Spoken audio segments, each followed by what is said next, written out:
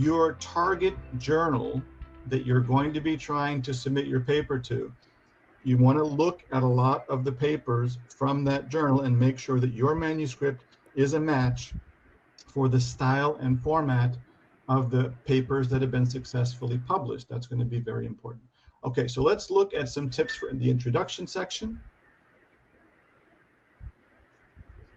There we go. All right, so there's 7 basic components for an introduction. So they are the importance, the keywords, the background, previous research, the gap, defining the research, and the paper's organization. So again, it's very important for you to look at the papers that are already there.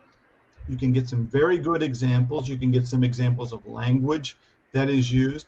A lot of people think that when you look at commonly used language, that you are, plagiarizing.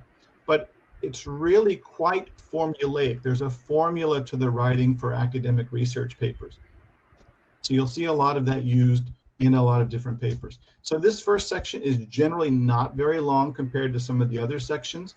But again, if the journal that you're looking to publish in has longer introduction sections and yours is quite a bit shorter than the majority of them, you might want to try to match those, the format of those a little bit more. It does contain references. So again, you want to be able to go to the style guide of that journal and make sure that the referencing style that you use is a match. That's an easy way to reject your paper if you don't follow those directions. And I'm going to use those words a lot today, following directions.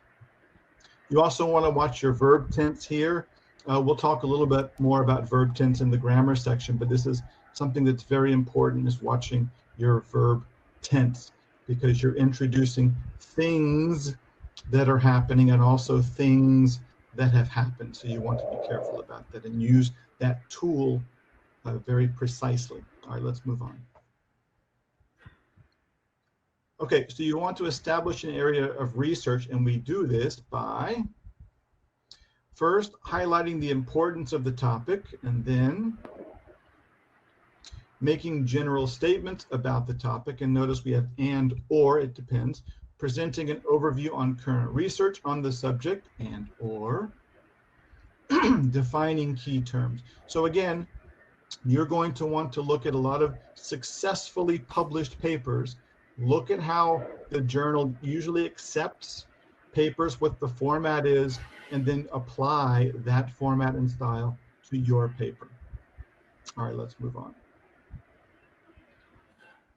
So then we want to identify a research niche. How do we do that? We do that by opposing an existing assumption. So a lot of people think this, but actually this. We reveal a gap in the existing research. We go, they looked at this over here, they looked at this over here, but we're looking at this section here in the middle. This is a new research area. Or we formulate a research question or problem. I hope we're doing that. That's going to be very important. And continuing a disciplinary tradition. So this has been done here, this has been done here. That's why we're doing it here, but we're doing it in a slightly different way or a slightly different area.